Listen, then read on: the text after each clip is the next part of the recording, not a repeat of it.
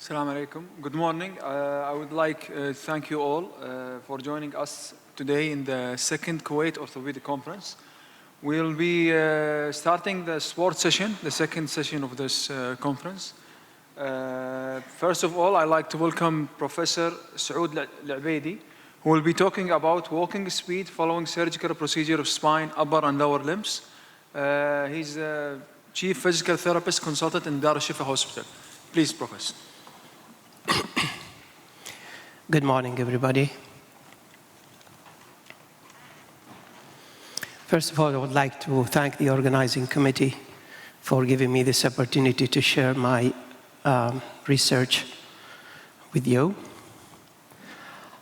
Human walking is very important. Human can walk at various speed. They can walk very slow, medium, fast, and faster according to their need. Age, pain, surgeries will affect walking ability and will impact on it negatively. Therefore, you lose this fundamental activity of daily living. Sit to stand is also another important activity of daily living, and it is a prerequisite for walking. Those two activities are fundamental for our life and quality of life. As general observation, pain and injuries and surgeries tend to decline these important activities. There is a surgical assumption behind each operation, is that by the restoring function of the joint, that pain will follow. That's not necessarily true. You will do your best to restore the joint function, but the physical performance may not necessarily follow. Pain may persist beyond the tissue healing time, and we will battle that. There are some evidence from the literature. As you can see, gait dysfunction has been seen persisting long time after total replacement, arthroplasties, with the most difficult one is the most distal one, like the total ankle replacement. You can compensate well with total hip replacement, knee replacement, but not with distals problems. Spinal fusion also depends on how high you are or how low you are, which will affect walking speed and gait parameters. They find that ACDF people walk nicely after surgeries, but then years later they find that their walking speed is no difference between those with asymptomatics. So the persistence of pain beyond the expected healing time is a strong challenge to physical performance. The objective of this study, which is a very small preliminary study performed in Dar al-Shifa, and it was approved by their IRB committee, is to see what happened to our patients after you do the surgery, whether they can remain having their ability to sit, to stand, to walk. Do they have the right, proper speed or not? So we want to see the impact of surgeries on customary walking, the relationship of that with the pain, anticipation of pain, and to see what is the best predictors for that walking speed. The question is why we choose walking speed. Let me share with you this article that was published in AMA with this group of people from Pittsburgh University. Their objective was to evaluate and to see the relationship between walking speed and the rate of survival. They have 9 cohort study with 34,485 individuals between 86 and 2000. And they were looking at the walking speed. They gathered the walking speed baseline from these studies, and they follow it between 6 to 21 years.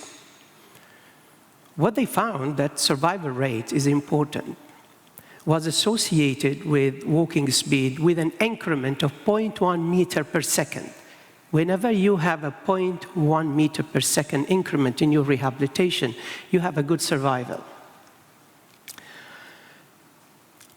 Their conclusion was that walking speed is as accurate to predict survival rate as medical predictor based on age, sex, mobility aids, self-reported function, chronic condition, smoking, everything you want to say.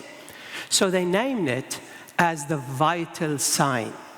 We will say walking speed is the functional vital sign, similar to blood pressure, heart rate, etc. So in rehabilitation, the physios available in this room, it's a functional vital sign. You have to keep records of it. We choose in this research to look at walking speed, not because we want to check the surgeries, or we wanted to see from the safety point of view and general health of view, where is our patient going to stay after surgery years to come?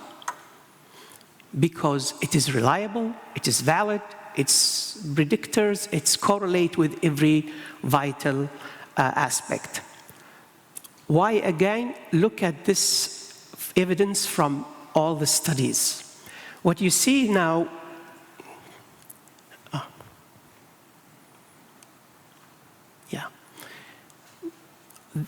these are meter per second. I'm not going to use this. So meter per second on the top to the beginning of the green sections is 1 meter. That is walking speed. And as you go down, the speed is declined. So what we are seeing here is a spectrum of how you walk and the speed in meter per second. People on the green side are going to have nice life. People on the red side of this screen are going to have trouble. They will be dependent on aids. They will be probably hospitalized because their walking speed has declined. People in the middle is the job of medicine, doctors, physios, is to bring them into the green area. I mean, speed them up a little bit, because speed was correlated with health and future health. The demarcation line was set at 0.6 meter per second. So from this point, I took this research to see where is our patient stand. This is our inclusion criteria. We took people from after surgery in 6 months to look at their speed. We didn't take people who have 50% pain in their VAS because we don't want an exaggerated pain at that time. And we didn't take people who are not able to stand and walk. The data protocol is that we subject them to screening, then we sign them the consent form, we obtain their demographs, and then we give them 2 scales of pain. One is how much pain you anticipate to have if you walk, and how much pain you did felt after you walk. And then we measure with a stopwatch their walking speed over a distance of 10 meters. Here is our protocol. 10-meter distance with 2 meters to accelerate and 2 meters to decelerate. So are we actually measuring only 6 meters? And then we give them the final task, which is sit to stand in 30 seconds.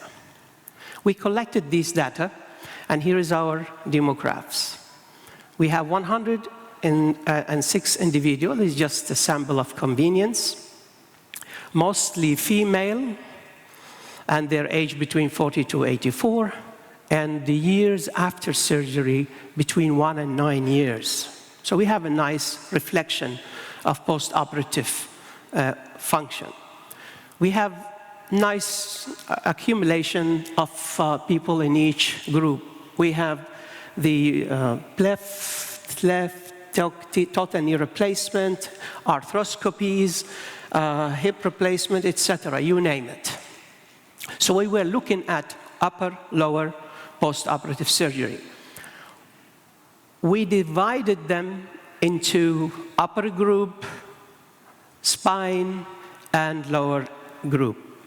What you see here is the customary walking. Where is that?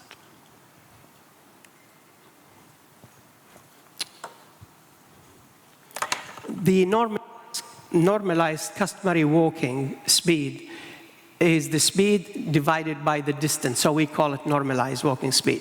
So what you see right now is that people who have their surgeries in the upper limb perform very well in terms of speed, so they pass that yellow area. So they are 1 meter per second, and they did perform very well with sit-stand, so they have good lower limb extremities. Followed these people are the spine people who did very well with their sit-to-stand activity. And this is how we looked at them in a graphic situation. So you will look at upper group, spine, and lower group. So this one just to show you that there is a significant difference between the three groups, with the upper group did very well. Then I looked at each one of these surgeries individually to show you the best. So if you stay with me on this graph, the ACDF people did very well in terms of walking speed and sit-to-stand. Secondly is the shoulder group. They did very well indeed. They have 1.4, almost normal in their speed. This is shoulder arthroscopies for rotator cuff repair, etc. And they did very well with the total shoulder replacement in terms of total sit-to-stand activity. One thing that attracted me in this slide is that their anticipation of pain, if you see, all of these anticipation of pain were higher than all the true pain they have. So there is a barrier here that limits physical performance, which is cognitive, or perception of the pain. Male did very well than female. Surprisingly, our control group, female did better than male. We look at the relationship between normalized customary walking, which is the preferred walking speed, and anticipation and perception of pain. And we find that relationship is always negative. So as you anticipate pain, you will get more pain and you will have slower walking speed. What is the best predictors? So in this screen, you will see age, sex, body mass index, anticipation of pain by AVAS, true perception, sit-to-stand, etc., and then the group of where you did the operation. These are the best predictors: age, body mass index, anticipation of pain, sit-to-stand, and where you did the operation in the upper group or the lower group. These are the predictors. They explain 54% of the variation in the walking speed, or the differences in that walking speed. The only one that has a positive relationship with the walking speed is the sit-to-stand. This is a message for everybody. Sit-to-stand is a reflection of how strong you are in your lower extremities. So if you concentrate on improving sit-to-stand, you will have a positive relationship. It will increase people's speed. So this is the relationship, the differences between the normal people and patient we have. Definitely there is a deficit, but the numbers are not that far. Sit-to-stand, again, there is a difference between normal people and the patient, but surprisingly, your numbers here are not far away from normals, except for the lower extremities, where their numbers are very close to an old individual of 80 and above. So that's how far they go down in the line, and that's how important sit-to-stand activity is, an indicator of how you're going to walk good in the future. What is this for us? For physicians, for physios, for the patient himself. A walking speed of 1.1 meter per second indicates low risk factor for falling. And if you walk less than 0.6 meter per second, you are going to be in danger. It's not about surgery anymore.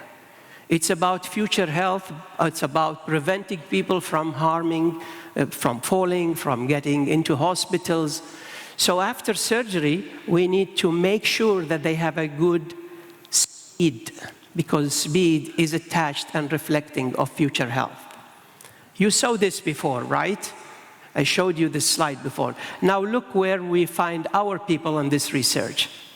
In the green area, we found knee arthroscopies, reverse total shoulder replacement, ACDF, and shoulder arthroscopies. These people have maintained walking speed after years of surgery. What we find in the middle, all the lumbar spine and lower extremities. The responsibilities of physiotherapist, rehabilitation team, physician is to make sure that these people do not fall into the red area of this scan. Fortunately, none of our subjects fall into that area. All of them were in the middle area, into this yellow flag area. So that's a good thing to know.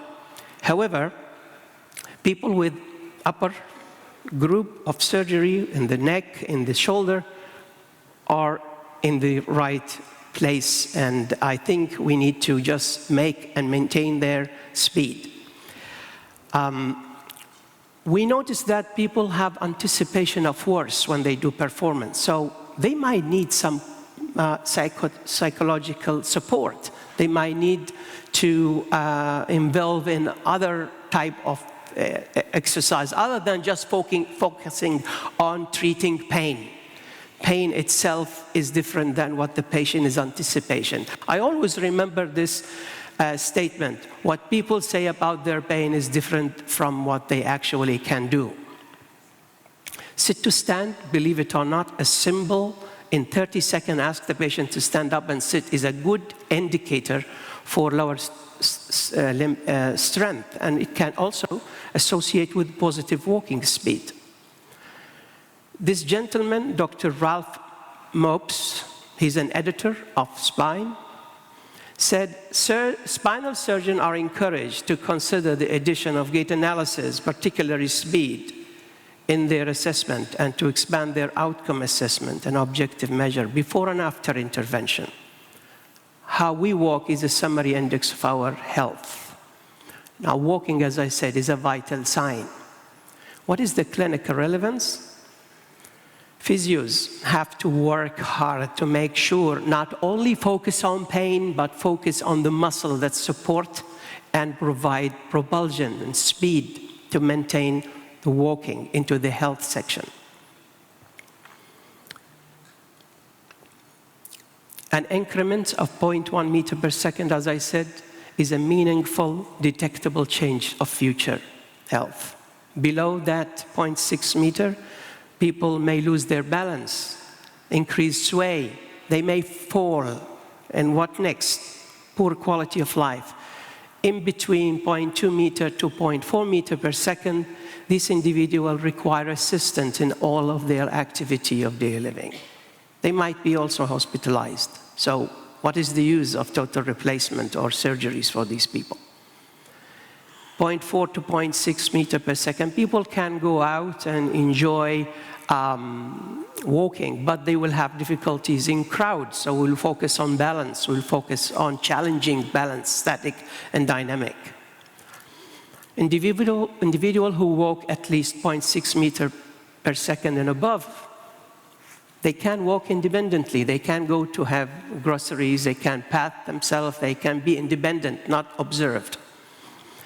And they can walk in the street if their speed is increasing. So physiotherapists must bring these people into a higher section of their speed spectrum.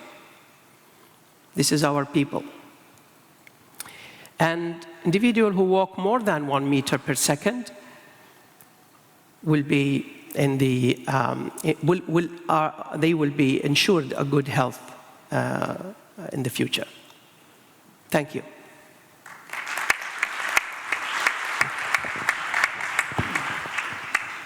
Thank you, Professor, for the magnificent topic presentation. Any question for Professor Saud? Okay, thank you, Professor. Okay. So next, I am honored to present Professor Khan from McMaster University, Canada. He will be presenting for us a topic about superior capsule reconstruction. Thank you so much. It's really my pleasure to be here today talking about joint preservation. I'll really be focusing on the superior capsular reconstruction and other joint preserving options that we have available for us in 2024. I don't have any disclosures relevant to this talk. So why is this important? Well, we know that massive rotator cuff tears are very common. If you're doing any rotator cuff work, actually you're going to be seeing about 20% of the rotator cuff tears that you're dealing with are going to be these massive rotator cuff tears. And these cases are definitely very challenging for anyone managing these patients because they cause significant pain and significant loss of function. And sometimes these massive rotator cuff tears are irreparable, and that's really going to be the focus of this talk. And when you're dealing with massive cuff tears, actually 1/3 of these tears are usually found to be irreparable. So we're going to come across these tears, and you need to have some way of managing them or some sort of algorithm by which you're going to be addressing such patients. So it's important to know, though, that the term irreparable is sometimes considered synonymous with massive. Not all massive rotator cuff tears will be irreparable, and not all irreparable tears are going to be massive. So it really is an intraoperative decision that you're going to be making when dealing with these patients. So why is this an issue? Well, patients with these irreparable tears typically have more severe pain, disability, they have poor outcomes, and there are really fewer treatment options compared with those patients that have a complete repair. And particularly in the younger patient, this can be a very challenging option. Oftentimes, such patients may not want a reverse total shoulder replacement, and so they're really coming to you asking what other options are available to sort of prolong the life of their shoulder joint. And so this is kind of a dilemma for surgeons when you're dealing with these patients. And there are various treatment options that have been proposed and are available, whether it's debridement. Partial repair also can have reasonable outcomes. Interposition grafts, so this is something like the graft jacket reconstruction, using the graft in the manner of a superior capsular reconstruction, which we'll be focusing on a little bit more in this talk. Also, biologic tuberoplasty has taken a lot of interest recently and has really been increasing, particularly in the United States. Balloon spacers, you're going to be hearing about that a lot. Tendon transfers in the appropriate patient can be very useful. And then obviously, the final option is a reverse total shoulder replacement. So we're going to try to be focusing a little bit on these joint preserving options. So, you know, there are a lot of options that are available, and it's important for surgeons to have some sort of algorithm. This is one that we've published, but, you know, needing to understand the various factors that are involved when determining treatment options is important, and it takes into account a lot of factors, patient factors, such as their age, the degree of fatty infiltration, the amount of arthritis, all of these sort of things, and the patient's goals and expectations are all going to be playing a role in determining how you're going to proceed with treatment. So let's get into a little bit more about the superior capsular reconstruction, focus on some of the history behind it, and a little bit of the technical aspects and some of the evidence related to the SCR procedure. So we know that the superior capsule is an important stabilizer of the glenohumeral joint, particularly with superior translation. And the SCR procedure really was first popularized or described by Mihara, in which he reconstructed the superior capsule in an irreparable rotator cuff tear using the fascia lata autograft. And really it's been Alan Herrera and Burkhardt that popularized this technique in North America using an acellular dermal allograft. And that's what we generally are using when we're performing these procedures.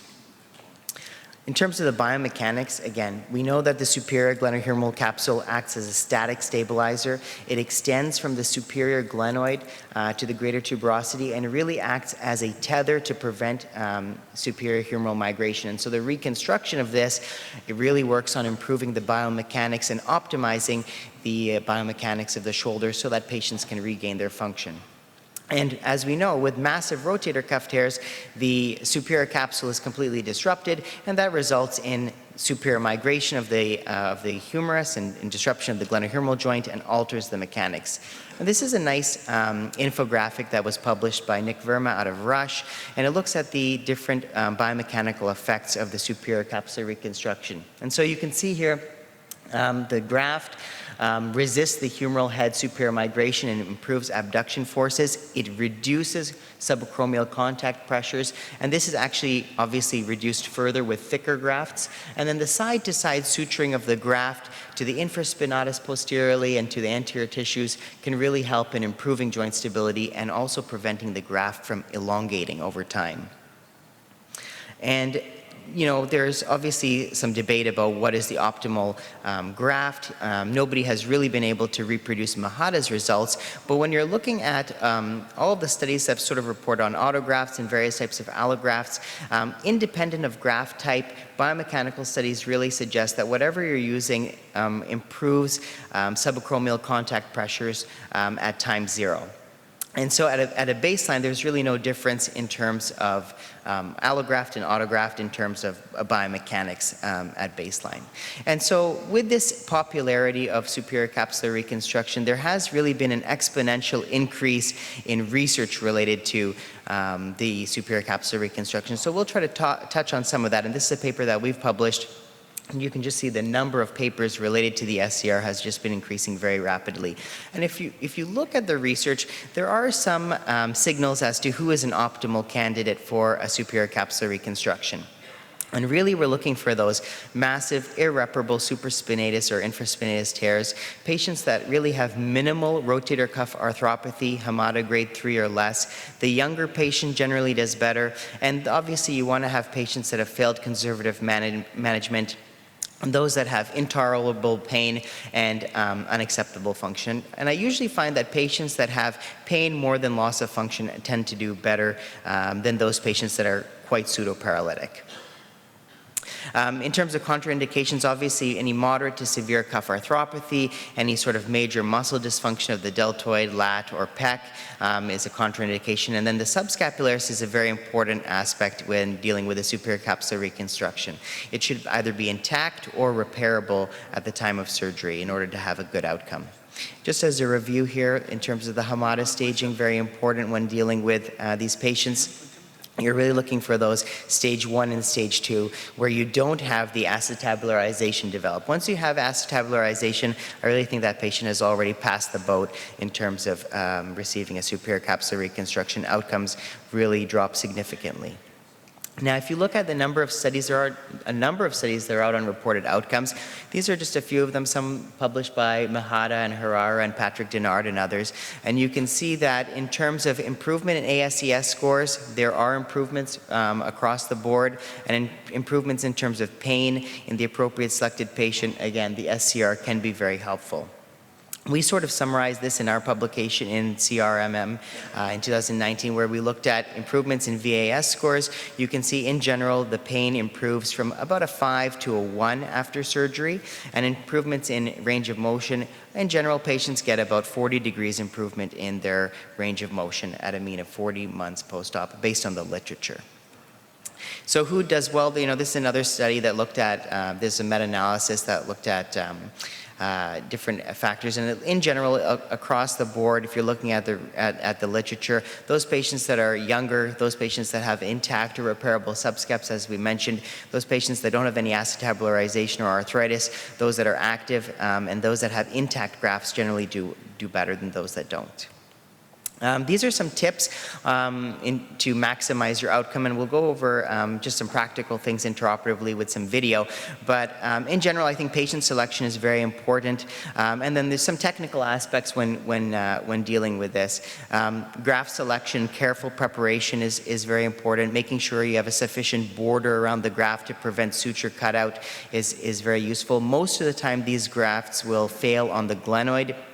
So you want to have at least 3 anchors or 3 points of fixation on the glenoid, and I usually use a double row construct on the humerus.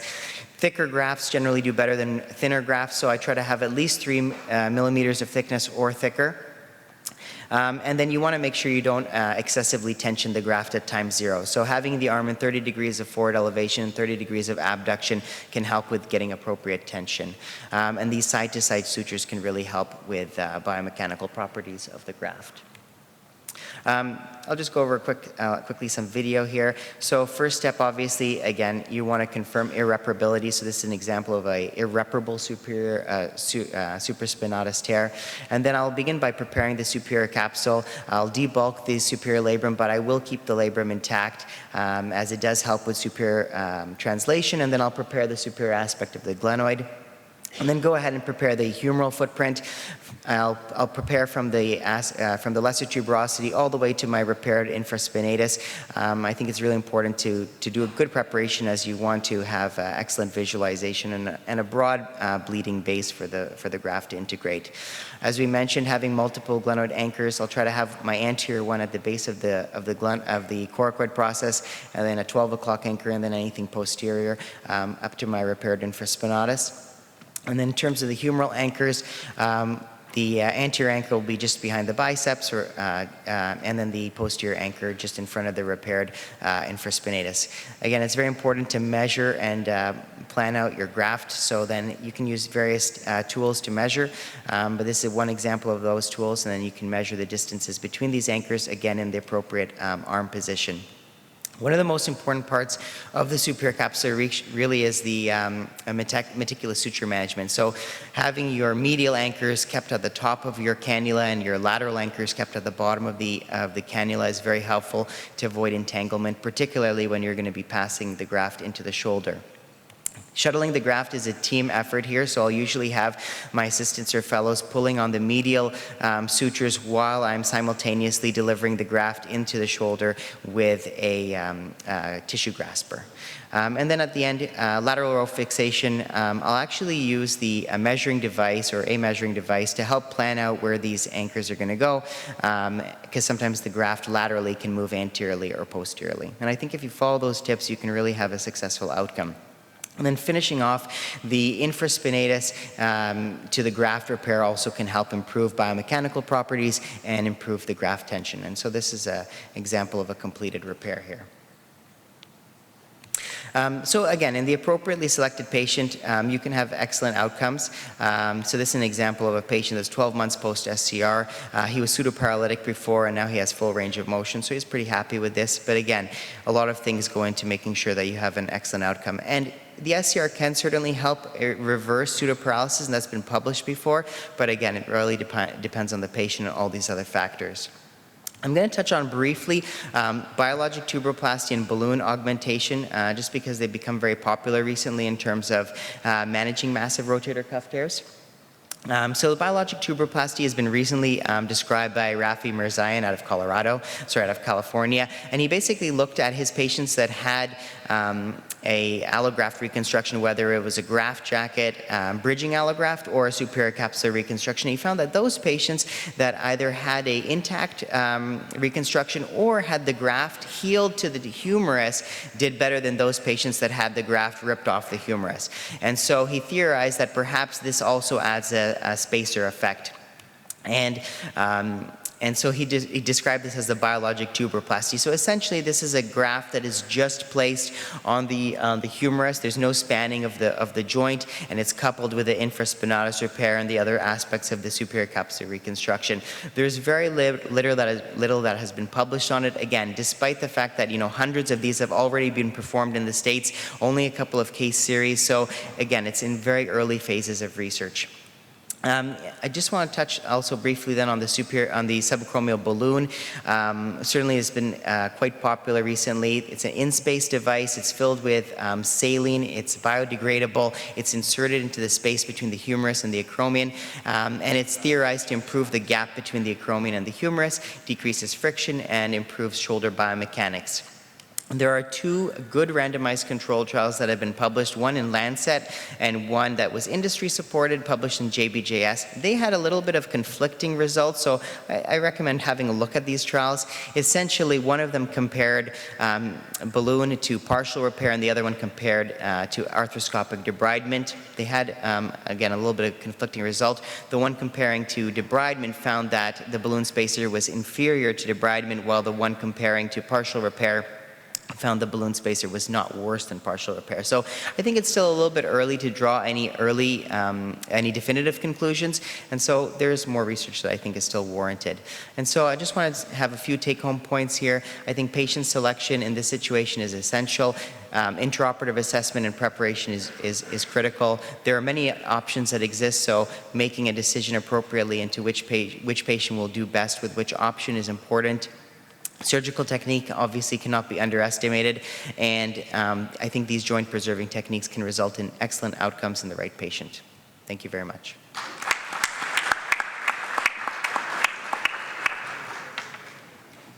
Thank you so much, Professor Khan. Any question?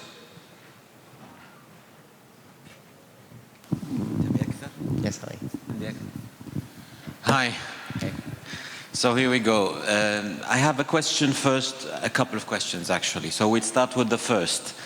How do you explain the downward trend of SCR in the worldwide use? That's my first question. I think it's a relevant question we ask. Second of all, from my experience, all choline type C tears, posterior superior tears, do well with multiple options. So why do you go for SCR again? And how do you justify the cost? So 3 questions. Yeah, these are great questions, actually. I think in terms of the outcomes and why there's a decrease in popularity, I think a lot of anecdotally, obviously the tearing off the glenoid has been a concern, and that's why there's now actually been a recent push in the States to look into biologic tuberoplasty. Obviously, it is also technically quite challenging, and not that many people have been performing it or have been interested in performing it. So I think the learning curve issue has been a real concern as well. So I think those are a couple of reasons why it may not be as popular now. And the research really isn't definitive, right? So we don't have any good high-quality randomized control trials. In fact, we don't have any randomized control trials on SCR compared to any of these other options. So the jury is still out in terms of research. So is it an option? Yes. Is there high-quality evidence to support it? No. Can it be useful in certain situations?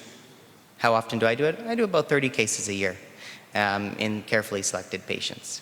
And then obviously I think the technical issues are important as well. So that's my thoughts on question 1. In terms of question 2, what was question 2 again? How do you choose between partial repair, biceps, Yes, okay. SCR biceps, that's a great, balloon? Great question. Tuberoplasty, reverse tuberoplasty, Yes. latissimus dorsi, Yeah. lower trap. How do you choose? Yeah. So I showed that algorithm, so I think that plays a little bit of a role for me. But in general, I think younger patients, I'll try to do some joint preserving procedure as opposed to a reverse replacement. If it's an issue that they're mainly concerned about strength, then I think they're more suited for a tendon transfer. If they're sort of lower demand, and the infraspinatus is repairable, and they're in their early 60s, Let us just keep it on the supraspinatus irreparable. So now you can do balloon, maybe you can do just a partial repair and the biceps tenodesis. Yeah. You can add the biceps as a graft. Yeah. So why SCR? I want to get convinced. I want you to convince me why SCR. I don't know if I'll be able to convince you, but I certainly think that in certain patients it can be helpful. Do I have any good quality evidence to say it's better than the balloon, better than the biologic tuberoplasty? No, I don't. And I don't think anybody does. But I think that the important aspects are partial repair of the infraspinatus, and then considering if you want to put a graft or not. And there's trials right now undergoing that are comparing basically partial repair or maximal repair versus maximal repair with SCR. We don't even know that yet, right? So, yeah. It has some biological basis. I personally use it in certain situations. I think once a patient hits 70, I won't, or maybe I'll consider biologic tuberoplasty. And I think if a patient already has a little bit of arthritis, then maybe I'll just do a partial repair. So it's kind of in that situation where a patient is younger, they have good cartilage, they have sort of meet all the other criteria. I've repaired the infraspinatus, and then I see this defect on the top, and I'm like, hey, let's put a patch in. And that's basically my decision making. Okay. And just the last question. You mentioned that you have reversed pseudoparalysis in a patient of yours. Did that really happen with an SCR? or was it combined with a subscap repair or infra repair or things like that? Of course, you're going to do the total thing, yeah, but Exactly, so yeah. I just want to make it clear to the audience that SCR would not reverse a true pseudoparalysis unless you combine it with other things. What do you think? Well, exactly. I think anytime you're doing an SCR, you are combining it with subscap repairs, infraspinatus repairs, and all of that, right? And so, has it been published that it reverses pseudoparalysis? Yes, in combination with all these other things. So, part of treating these patients is doing all of that. So, the case I presented is a patient that was pseudoparalytic. Again, we went in there, did a subscap repair, infraspinatus repair, also the SCR. Patient was happy in terms of their range of motion. Okay. So, sorry, Prof. I'm sorry for hammering you with more questions. No It's just an problem. interesting topic. It was a great summary. Appreciate the talk. A couple of small questions. One of them is that when do you choose SCR versus lat or lower trap, for example, transfer? I don't know what you prefer in terms of transfer for anterior or posterior superior. And then the second question, what do you quote for the patient in terms of improvement? Let's say someone is pseudoparalytic, 30 degrees, with pain and weakness, obviously. So what do you quote them, or what's your spiel to the patient of how far they're going to be improving in terms of, you want to be on the same page with the patients. Yeah, so in terms of the first question, I think if a patient has muscle weakness and their main concern is weakness, then they'd better be suited for a lower trapezius transfer or something, tendon transfer, as opposed to an SCR. I think SCR in general helps more with pain as opposed to function. Despite research to say that they get improvements in their range of motion, I really caution patients that that's very unpredictable. So usually I will not try to do this case just for pseudoparalysis, as Dr. Makdas mentioned, right? So this is really these are really patients that have generally full ranges of motion, pain that is limiting, and I find that they do better than those patients that have loss of range of motion. Now the research would support that they would have improvements of 40 degrees or something like that. Is that debatable? I don't know. It is, I think. So I try to avoid that in my practice. All right, sounds good. Thank you. Thank you very much.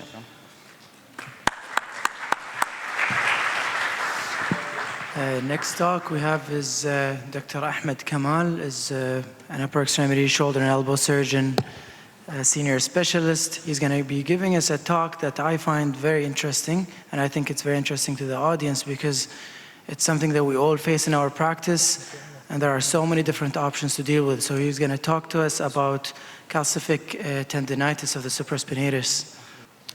Good morning. Today I'll be speaking about supraspinatus or rotator cuff calcific tendinitis. So, as in terms of definition, the first definition was in the early 50s by Professor Codman, and it was kind of a vague classification about just deposits in rotator cuff or subacromial bursa. So then Professor Harman came and just modified the actual component of those deposits to carbonate hydroxyapatite. And to my surprise, this is the most commonly used definition, and it is widely used up until now. Okay, the cause is still unknown. It's multifactorial, hormonal, maybe congenital. Some other theories talk about tendon hypoxia, genetics, endocrine, diabetes, hypothyroidism. Gender is one of the, it's not a cause, but it's one of the predictive factors.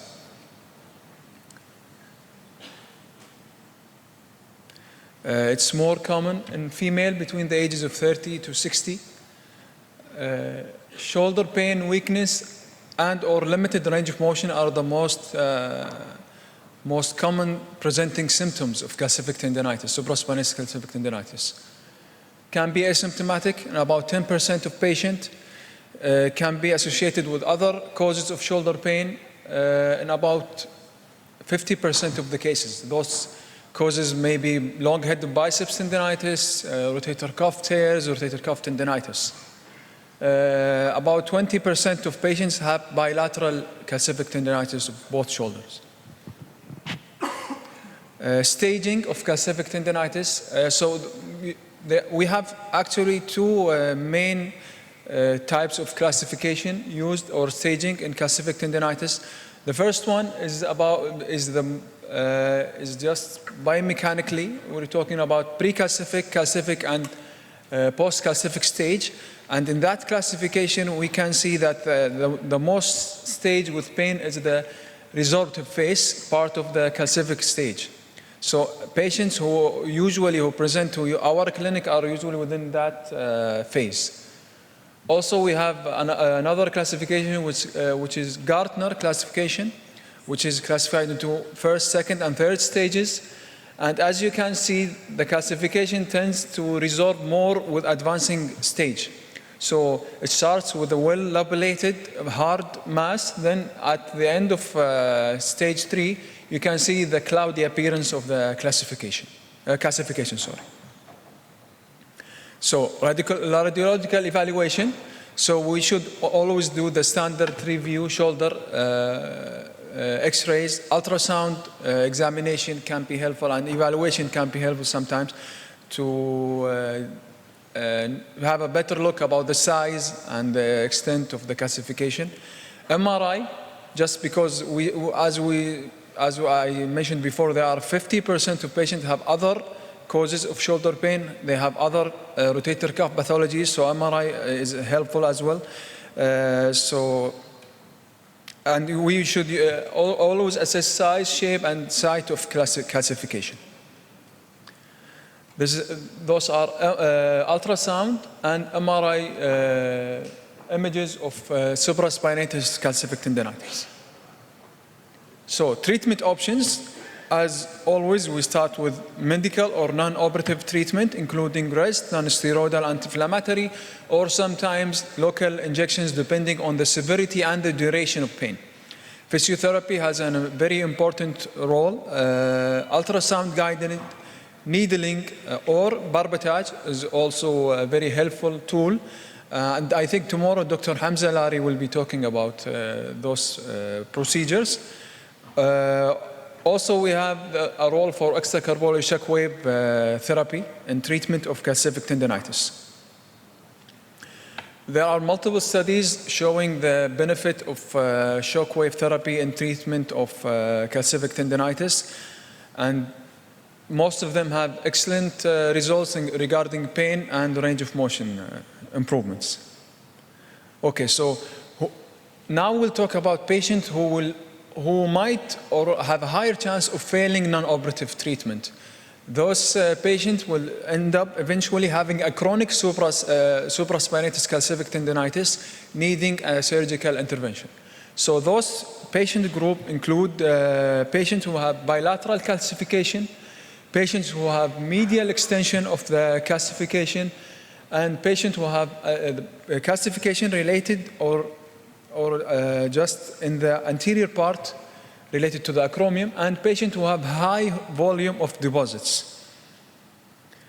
So this is actually one patient that just came to our clinic last week. She was operated on one side after she had plenty injections, plenty of physiotherapy sessions, shockwave therapy. At that time, she was not reporting having any issues to the other side, so we operated one side. Now came back doing well at that side, having pain to the other side with the calcification. So she's booked for another debridement of the left side.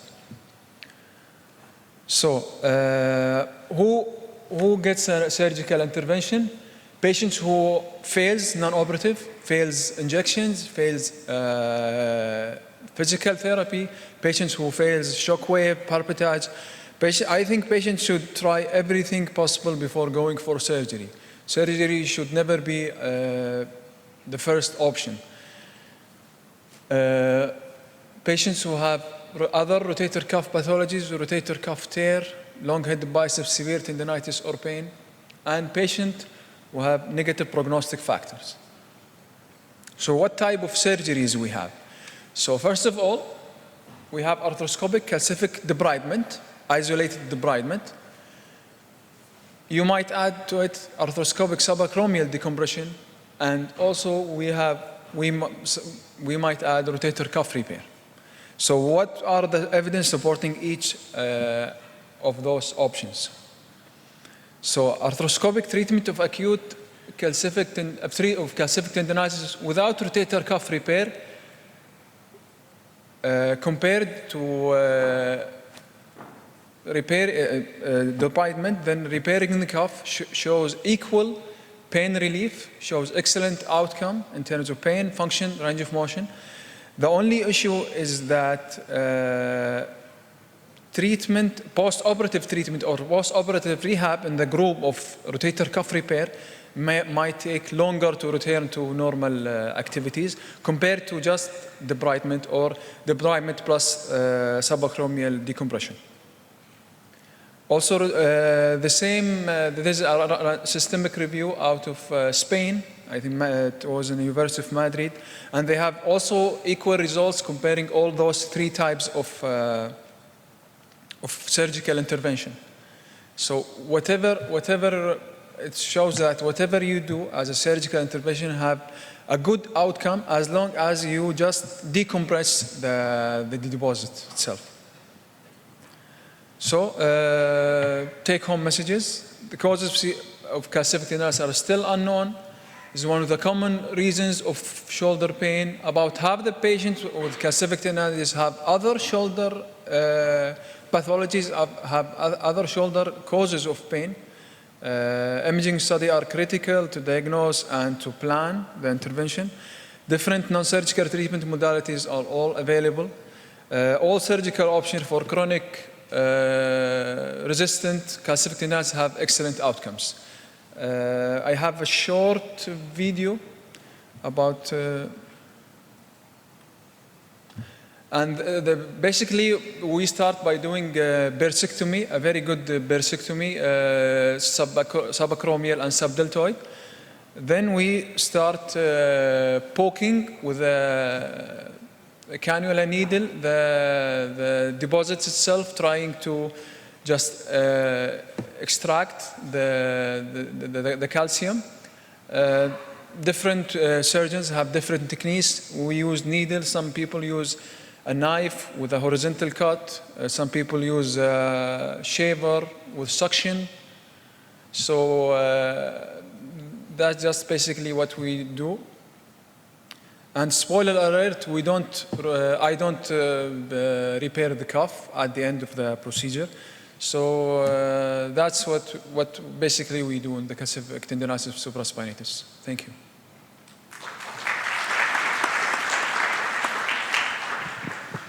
Thank you very much for this informative talk, Dr. Ahmed. So anyone has a question in regards to this? No? So I have a quick question. It's not always the case that it's so clear that you see the calcification that much. What are your tricks in terms of how do you find the calcification if it's, let's say, in the smaller side, not as this size? Yeah, basically pre-operatively we try our best with MRI to know the area where you might find those deposits.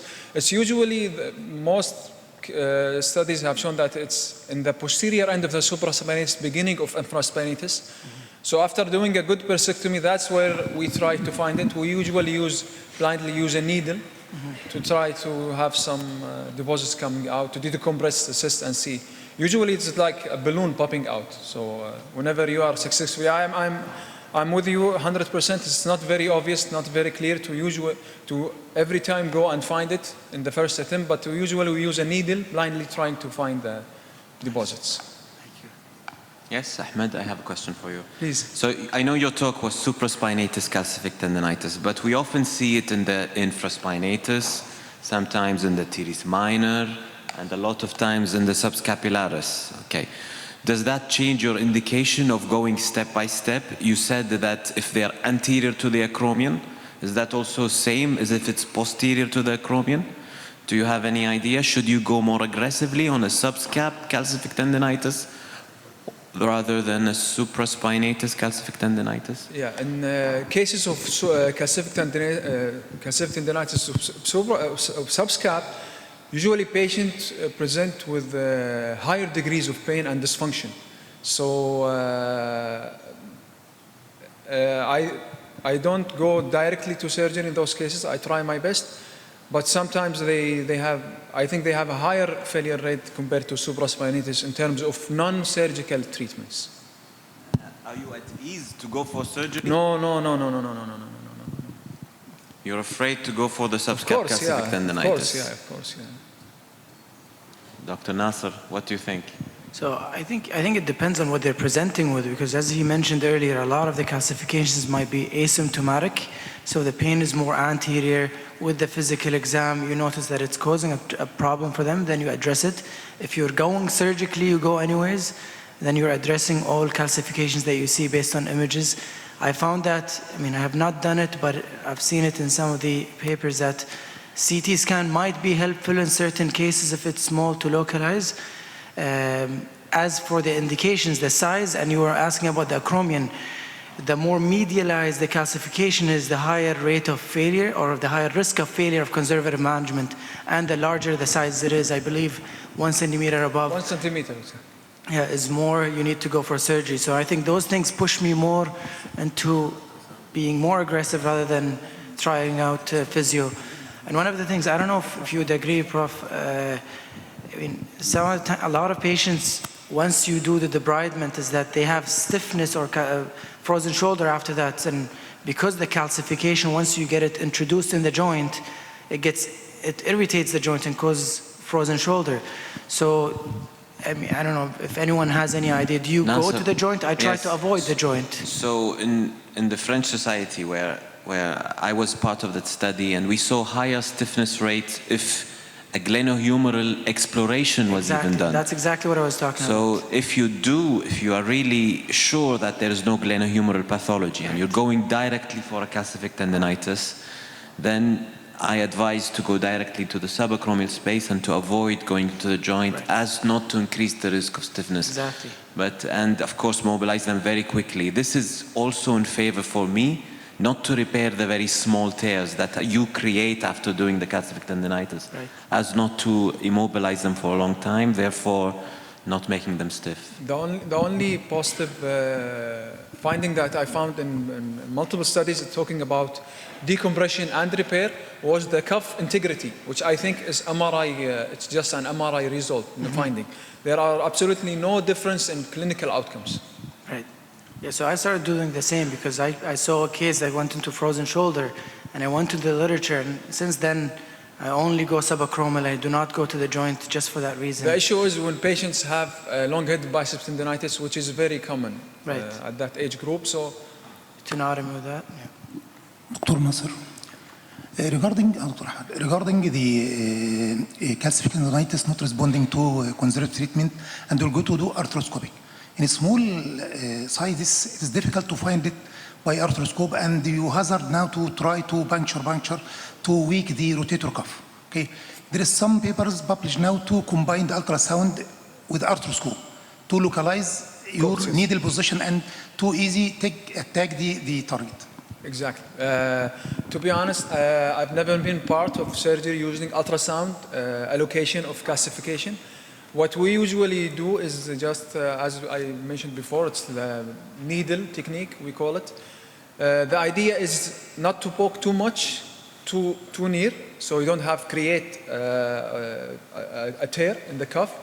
And even incomplete evacuation of deposits and residual the calcification on the X-ray usually does not correlate with the clinical outcome for your surgery. So patients usually do well, whether you have a complete resection of the cuff, because in those cases you have to be very cautious not to take too much of the cuff. Otherwise you will have a hole rather than a tear, and that will be very difficult to repair. Thank you. I think we're quite a bit behind. Thank you very much, Dr. Ahmed, for this informative talk.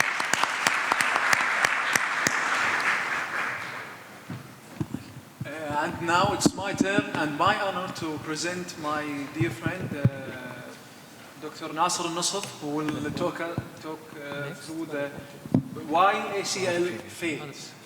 Why ACL reconstruction fails, please. All right. Thank you, Ahmed. So ACL is one of the most common, if not the most common procedure done in Kuwait, I think, in terms of sports. field. So because it's done a lot, we also see a lot of failures as well. So it's one of the most successful, or let's say happy, stories of the patients that are active in sports, as 75% to 90% report good to excellent outcome.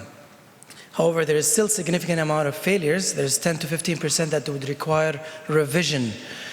So when we say revision, we need to define why was it revised, and when does this ACL failure needs to be revised. So for this, Noyes and Barber, they defined 3 different points that define an ACL failure that would require a revision. Number 1 is a complete tear of the graft on imaging with a more than 6 millimeter anterior translation with the Lachman or anterior drawer test. Number 2 is positive pivot shift, grade 2 or 3, compared to the contralateral side. And then point 3 is a subjective sensation of instability or functional limitation of daily life or sports involvement. So this is more of a subjective thing, and this could be either stiffness, instability, or pain. All of those things after ACL are considered failure. And those are usually divided into an acute or early failure when it's less than 6 months from the ACL reconstruction, and then the late ones, which are more than 6 months of ACL reconstruction.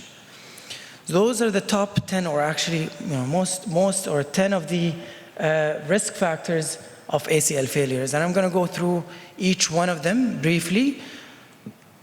So starting with tunnel malpositioning. So tunnel malpositioning is the #1 cause of failed ACL reconstruction. And the most common side is the femoral side. So there's the MARS study, which is the multi-center ACL revision study group. They did a lot of studies looking at failed ACL and revision. So 60% out of those failed ACLs were from technical cause or technical failure. And we're going to go through some of those points now. Out of those 60%, almost 50% were from the femoral tunnel malplacement or malpositioning, and then 37% are coming from the tibial malpositioning. And in terms of the femoral tunnel malpositioning, it was the cause of failure in 1/4 out of all those cases are purely from the femoral tunnel malpositioning. And it's vertical in 1/30, meaning that it's more vertical than usual, or too anterior in 1/3 of those cases, and most commonly from a transtibial technique. As you can see, this is a clearly, it's a huge marker, anyways. So there's a nice vertical tunnel that you can see here that's definitely malpositioned.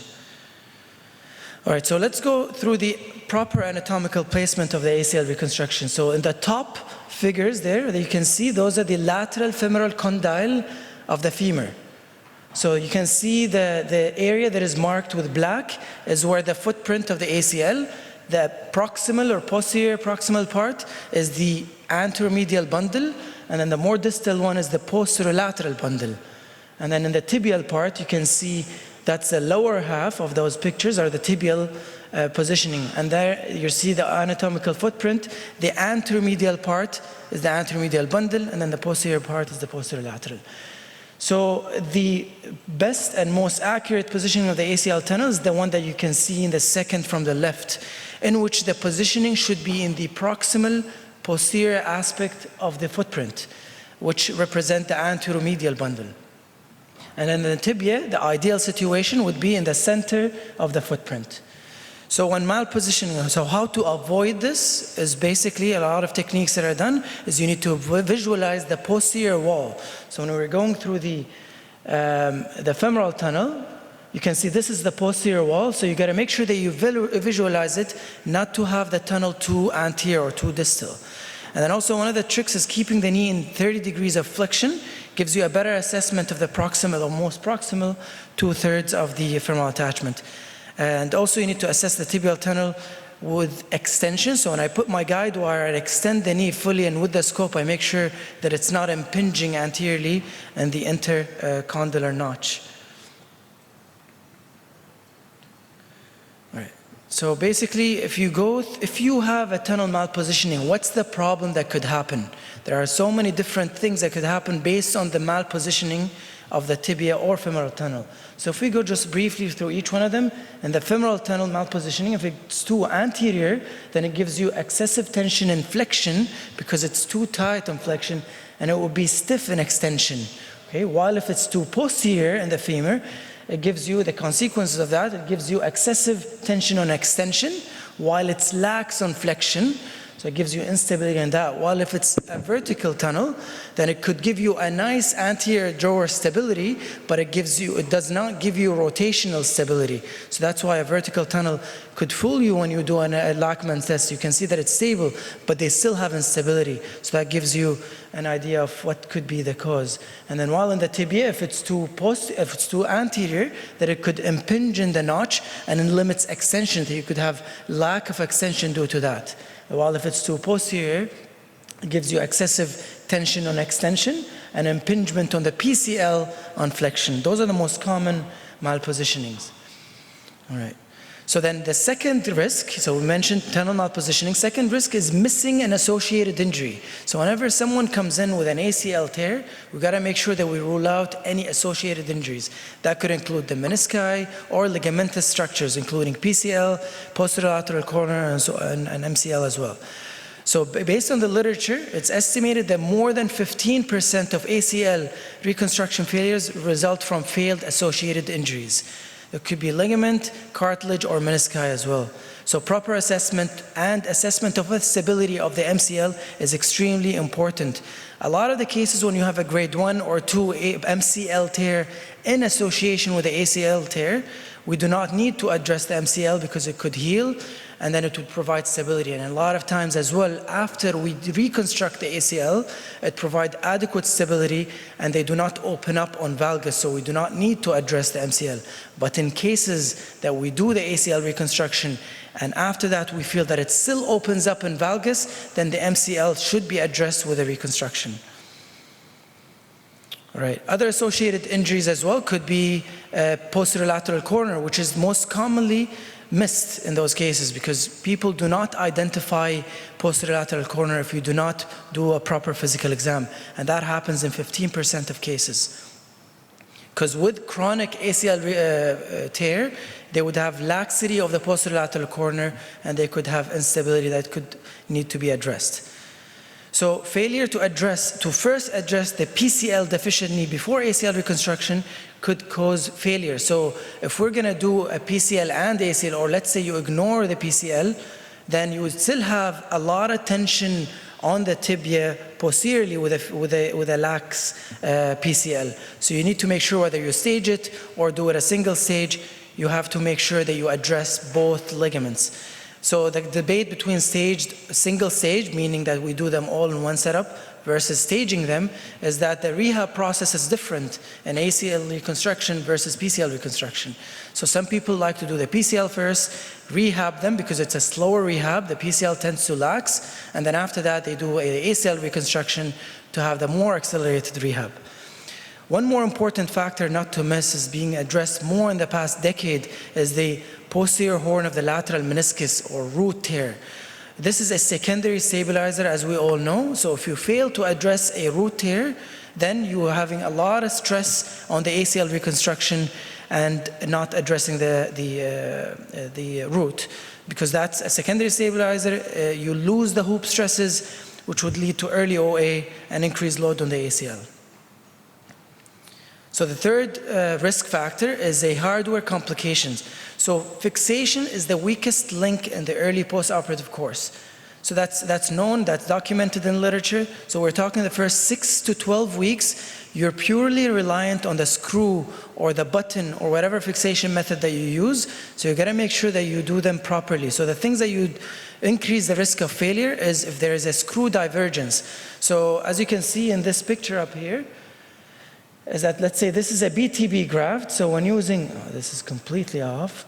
So when you have a BTB graft, if it's more than 30 degrees of a diversion between the bone and the screw, then that's a high risk of failure because you do not have alignment and won't give you a good fixation to the bone. So that's number one.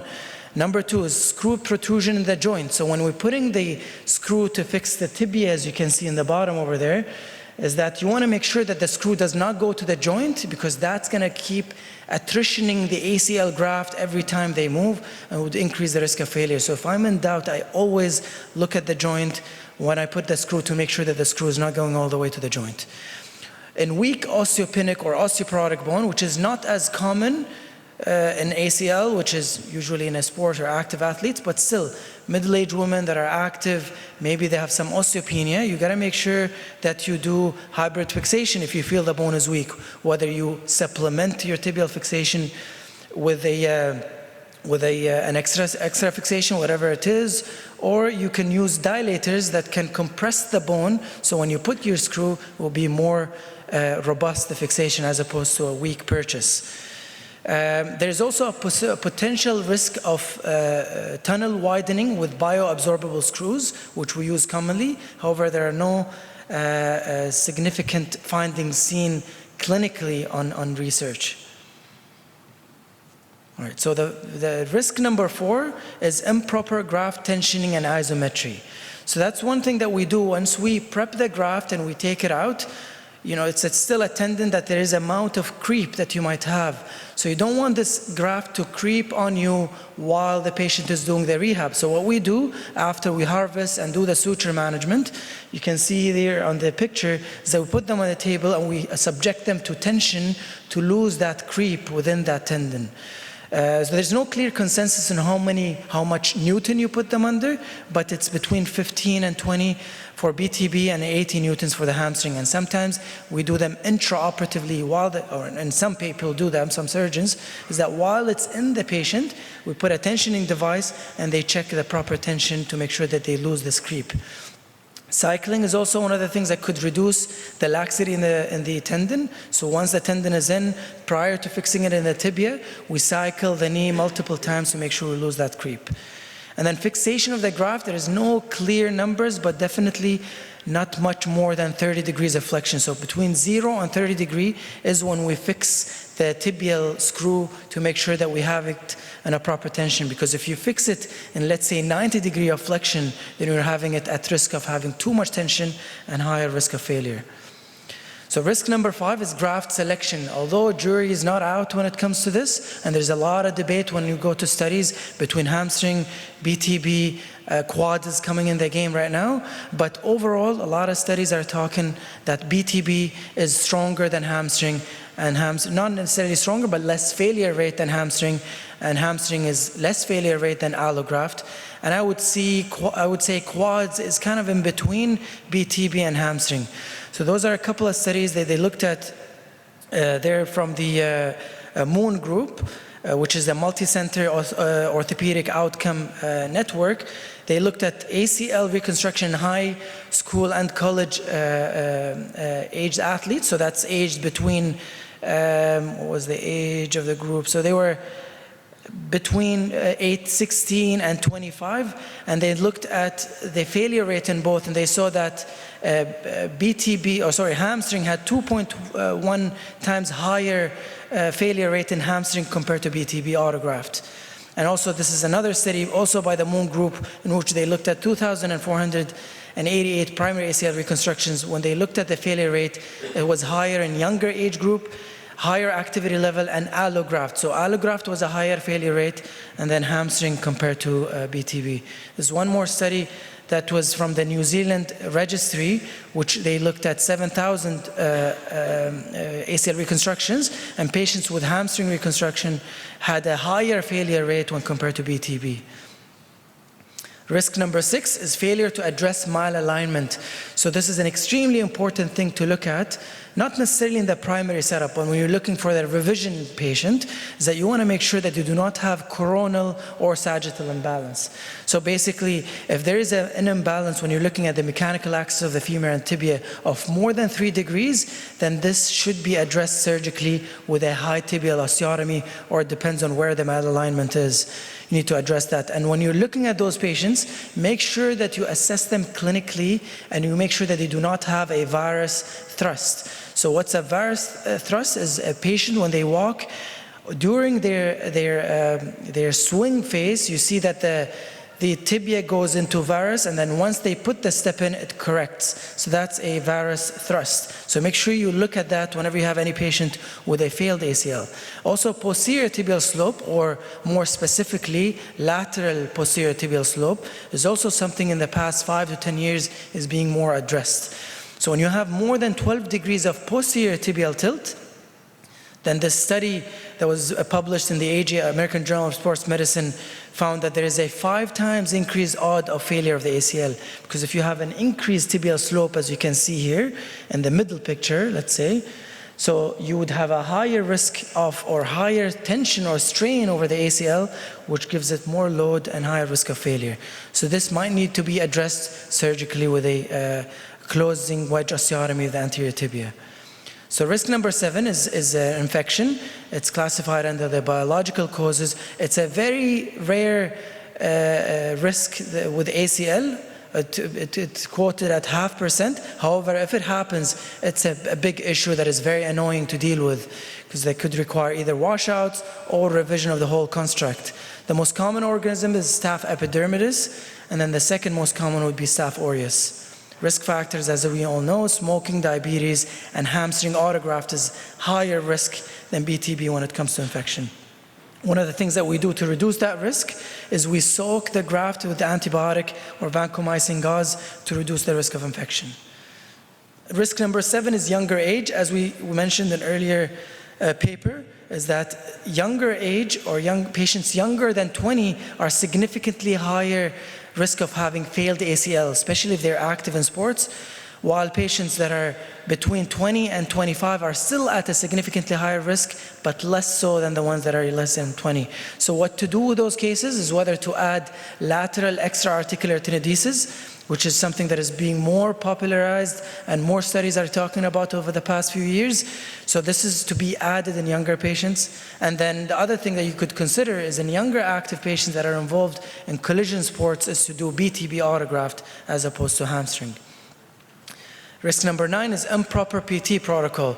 So I'm not going to go in deep into this topic because that's a huge topic to go through, but it's been found that early and aggressive rehab is a cause of a traumatic failure of ACL reconstruction.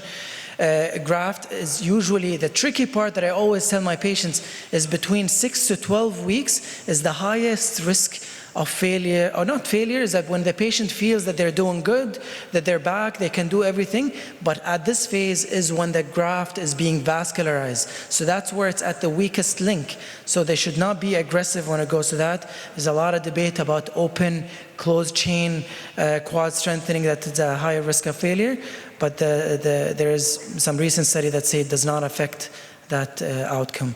Otherwise, there's no benefit of, or no proven benefit of the bracing post-ACL. It's mostly psychological rather than anything else. Also, early return to play, so less than 9 months, has been shown to be higher risk of failure of ACL reconstruction. The last risk is re-injury, which is the traumatic cause, and it's quoted as 5 to 10%, but this should be the last thing that you ever think in your mind. So it's easier for us as surgeons to always blame the failure of our surgery to the trauma. We always say, oh, this guy failed, that's why it failed. But you should be critical and cognizant to all the details that you went through, so you do not blame it on the patient. Make sure that there is anything that you could correct to improve the outcome of that patient. One of the important things that I always like to do when I'm talking to my patients, whether in primary or revision ACL reconstruction, is that you want to make sure that you manage the expectations of the patient. You want to make sure that you tell them that it's not 100% that you'll be back fully to doing the same level. There are a lot of studies that talk that not all patients would be back to the same level of athleticity that they were used at. So they need to know that, because an unrealistic expectation could turn a technically successful procedure into a subjective failure from the patient's viewpoint. And we see that a lot, especially in Kuwait. So in summary, ACL reconstruction is a procedure that has a learning curve with various perioperative considerations that determines the outcome. So we need to be very accurate when it comes to that. Meticulous techniques prevents most complications. Be familiar with using different grafts and different modes of fixation, because you might need one of those as a primary or revision based on a case-by-case. Failed cases need to be thoroughly worked up to find the cause of failure, and then do not blame the trauma unless you rule out all other factors. Thank you.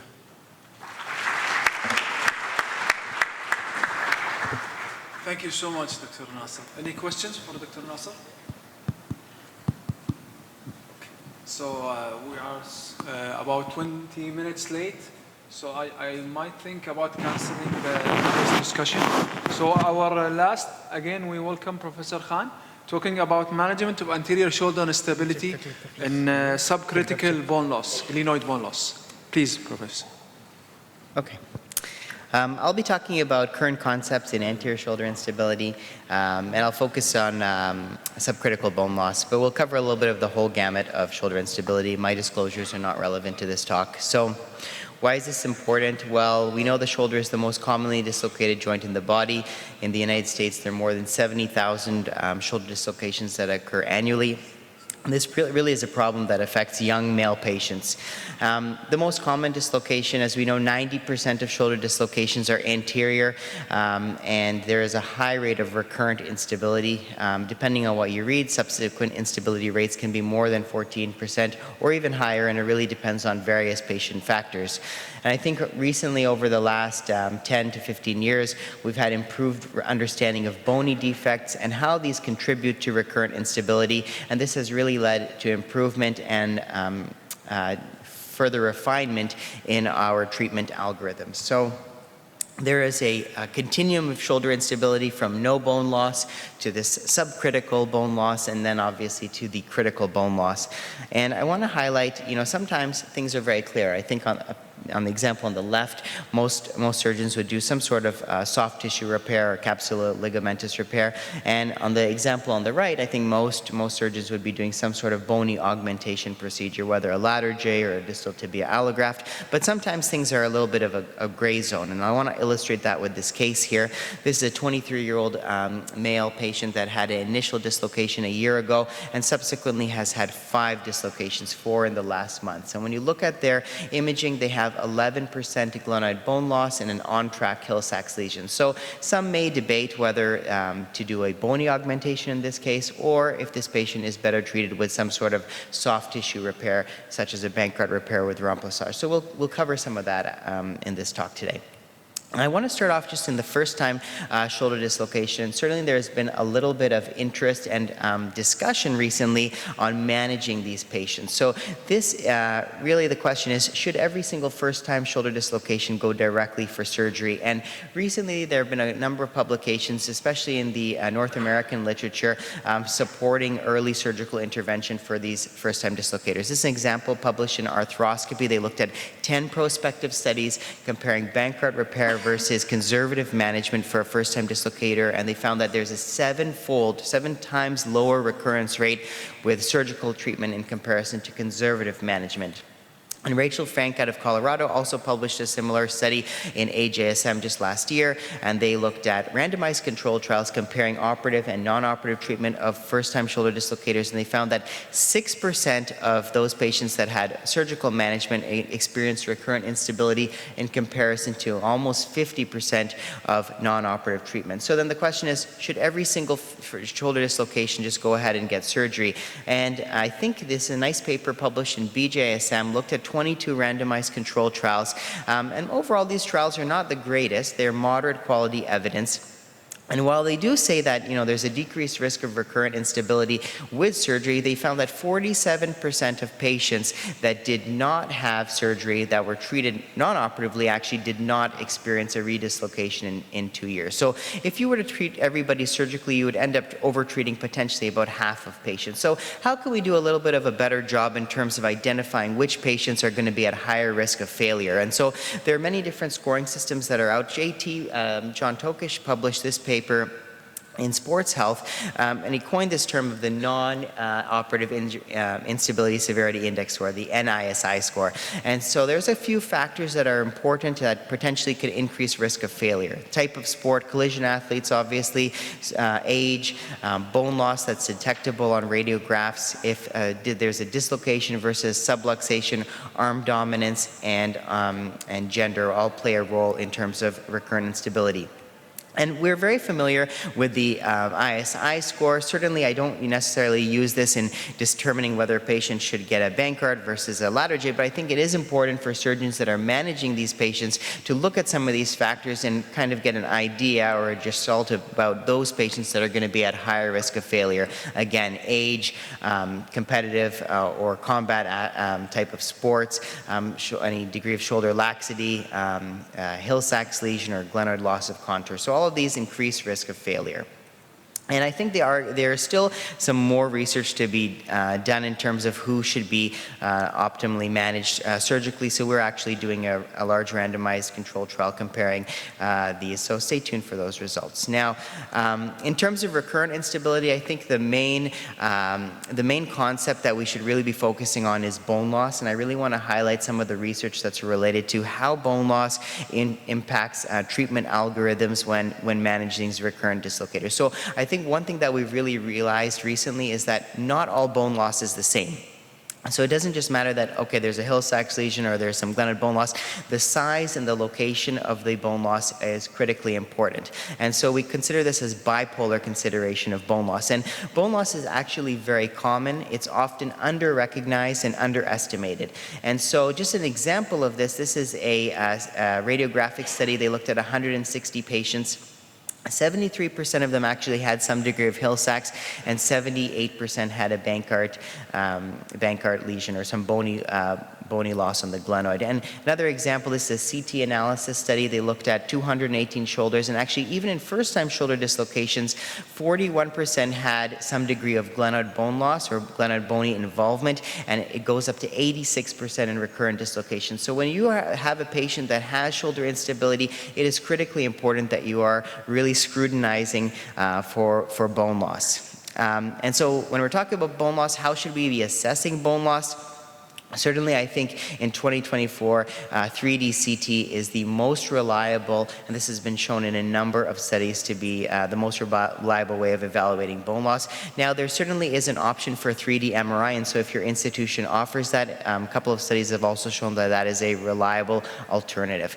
Now, there are different ways of quantifying bone loss, and so it is important to recognize some of the advantages and disadvantages of whichever method you're using.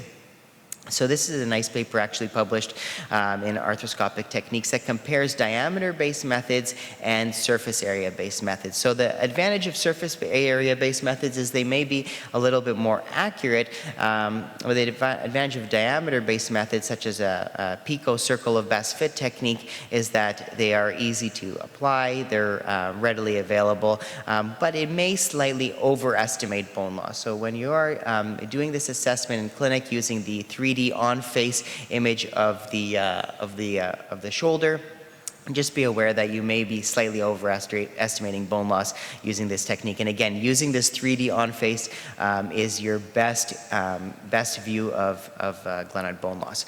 One other important factor is actually even the glenoid morphology plays a role in instability. So those glenoids that are more flat versus those that are more dished, actually each additional millimeter of loss can be more impactful on those patients that have a dished glenoid as opposed to a flattened glenoid. So even these small aspects can play a role. Now, why is it important that we understand glenoid and humeral bone loss and the interplay with the glenoid tract? Well, this is a nice paper that was published by JT looking at those patients that had Bankart repairs in patients that had on and off tract lesions. So those patients that had on tract lesions that were treated with a Bankart repair, only 8% failed. But those patients that had off tract lesions, 75% actually failed. So that's why it's so critically important that we're looking at the bony morphology. And like we mentioned again, it's not the presence, just the presence, but the size and location as well. You can have a small but very medially located Hill-Sachs lesion that can be render a lesion off track or engaging, and that can result in a poor outcome. So really scrutinize that. And so when we're talking about bone loss, again, I think it's very important if you're dealing with these patients to understand the track concept, because it can give you a good idea of how the bone is interplaying. So when you're doing that, I'll just go over as a quick review. You'll measure the glenoid tract, and so that is the diameter of the glenoid, and then you'll multiply that by 0.83 and then subtract any bone loss, so that'll give you the glenoid tract. And then you want to evaluate the Hill-Sachs interval, so that is the area from where the infraspinatus attaches to the medial border of the Hill-Sachs lesion. And so if the Hill-Sachs lesion is greater than the glenoid tract, then it's an off-track lesion, and those patients are at a higher risk of dislocating. And so this concept actually has been incorporated into the ISI score as the GTIM score. And so this can be a very useful technique for you to decide whether a patient will be at a higher risk of failure and whether you need to be augmenting this patient with bone. I'm going to just focus a little bit on subcritical bone loss. Obviously, we need to understand what is critical and subcritical, and I think the majority of the literature will really support that anything less than 20% and more than 10% is what is considered this subcritical bone loss. And so, as an example, this was the paper that was published, and they suggested that this area is kind of around the 13.5%. Again, you'll read different things depending on what you'll look at, but I think in general, between this 10 and 20% is sort of a gray zone. And so patients often present with these bipolar bone loss lesions. These are subcritical, and so we really need to be refining how we're looking in terms of our treatment algorithms. And I think when we have these patients that are in this sort of zone between 10 and 20%, I think we really now understand that Bankart repair alone is insufficient. You really need to be doing something more than that, and whether that is Bankart repair and adding a remplissage procedure or adding bone instead, such as in the form of a Latarjet procedure or a distal tibia allograft. And I'll talk a little bit about some of the research related to that area. And just an example of this, even in well-done arthroscopic Bankart repairs, there can be a significant redislocation rate. So we really need to be making sure we're doing the best for our patients, particularly in these scenarios. So I'll talk a little bit about remplissage and how that compares to the Latarjet procedure in this patient, so that you can, determine what is best for your particular patient. So in terms of biomechanics, this is a nice paper that was published by Dr. Athwal out of London. They found that the addition of the remplissage was effective in preventing engagement and dislocation in a biomechanical model. And this is another paper also published by Dr. Athwal in CORE, and they found that adding in the remplissage procedure improved stability of the shoulder back to near normal levels. So there is biomechanical basis for the remplissage procedure. In terms of randomized control trials, actually Pete McDonald and Peter Lappner, both from Canada, published this nice paper in JSES, and they did a randomized control trial of more than 100 patients, and they found that the remplissage procedure significantly lowers the rate of redislocation, particularly in those higher risk patients, those that have Hill-Sachs lesions of 20 millimeters or 15% in size. And you can see here in the survival analysis, those patients that had remplissage versus those patients that did not have remplissage were more likely or less likely to redislocate. So there is level 1 evidence to support the use of remplissage and biomechanical basis. So how does this compare to the Latarjet procedure in this particular population, that 10 to 20%? This is a paper that we published in Arthroscopy. Basically, there's similar recurrence rates if you look across the board in this population between Latarjet and Bankart remplissage. So both of these are reasonable options. Now, in this particular situation of the subcritical bone loss, there is no randomized control trial, so we're actually doing an international collaboration across a number of sites. So stay tuned for those results. Hopefully we'll be able to shed some light on the optimal treatment in this situation. I'll just end off now by talking a little bit about critical bone loss in these cases. So we recognize obviously that critical bone loss requires some degree of glenoid bone grafting. And I think the most commonly done is either the lateral J procedure, or increasingly, at least in North America, there's been a lot of interest in distal tibia allograft and other allograft options, particularly in some situations where these are being done arthroscopically. How do these compare? Well, overall, both of these result in good outcomes. This is a nice study published by Hurley et al., and they found that at 10 years, the rate of return to play is quite high with the lateral J, almost 85%, and 76% return to the same level of play, and there's about a 3% dislocation rate. So, very reliable results with the lateral J.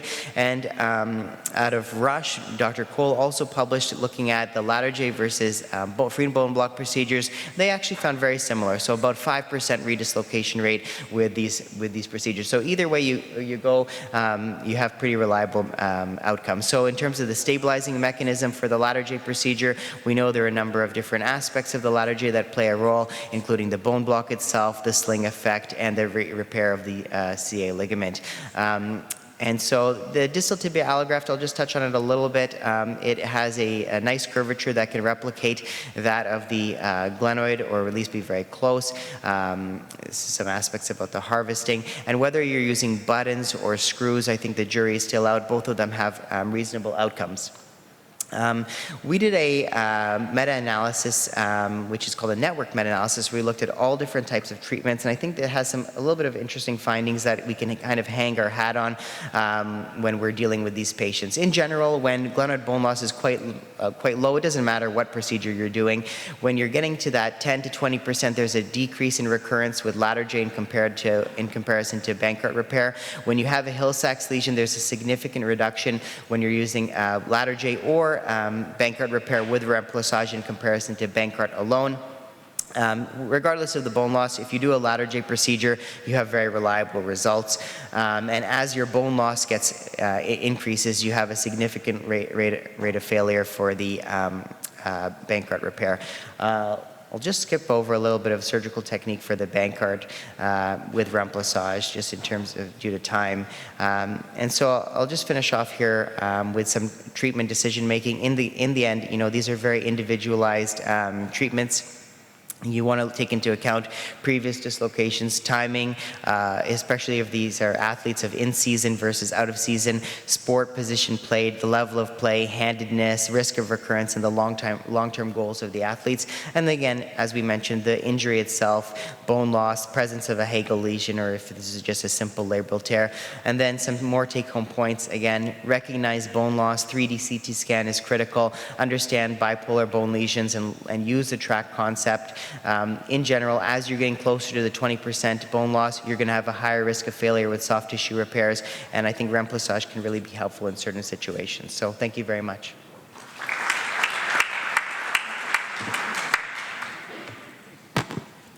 Thank you, Professor Khan. Any questions? So I have a question for you, Professor. It's a two-part question. First of all, any experience with lateral J for first-time dislocators? I don't know. I've never had a case where a patient comes in with that much attrition of their glenoid that I would go directly to a lateral J procedure. If it's a bony Bankart, then I would generally try to fix that, unless the bone is of poor quality, and then I have done a lateral J acutely in those situations. But most of the time, these are soft tissue repairs in my hands. Do you do bony block procedures instead of lateral J as a treatment of primary stability? Straight off the bat, if someone comes in with a recurrent instability and they have bone loss, yeah, I have done that. Or I do arthroscopic DTA, or I'll do a lateral J, depending on patient factors or if the patient has a preference. Thank you. Dr. Mukhtar, please. If you have patient with no bone loss, but usually less than 20 years old, a competitive sportsman, there is hyperlaxity. What is the best option? You will go to Bankart repair only, or Bankart repair plus remplissage, or will go to Pune procedure? If they have no bone loss at all? Yeah. I would do a Bankart repair, and I'd be pretty aggressive with the remplissage in this situation. Failure rate is expected?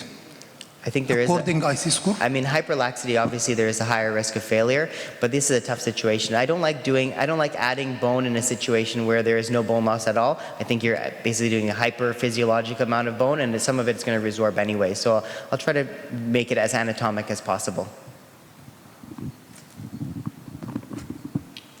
Thank you so much, Professor.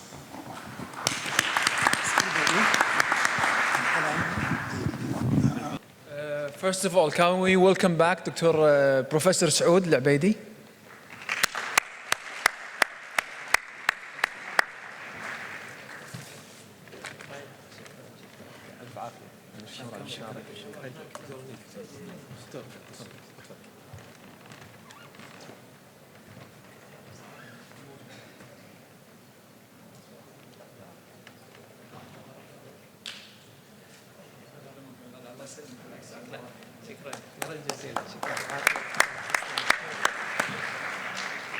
Professor Khan, please.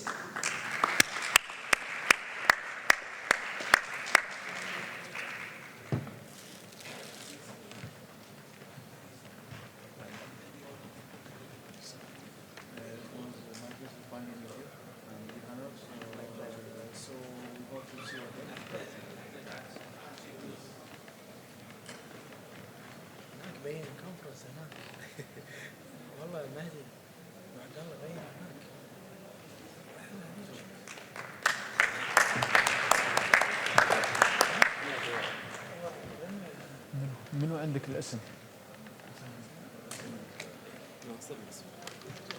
الدكتور ناصر نصف.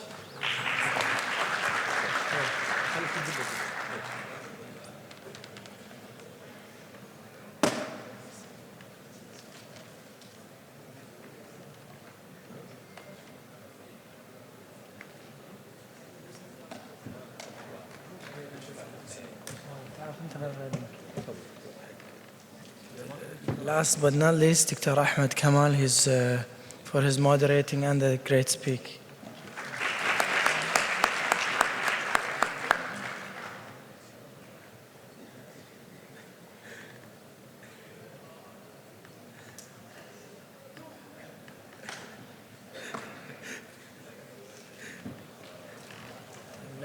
Now we have the lunch break until 1:30, so enjoy the meal.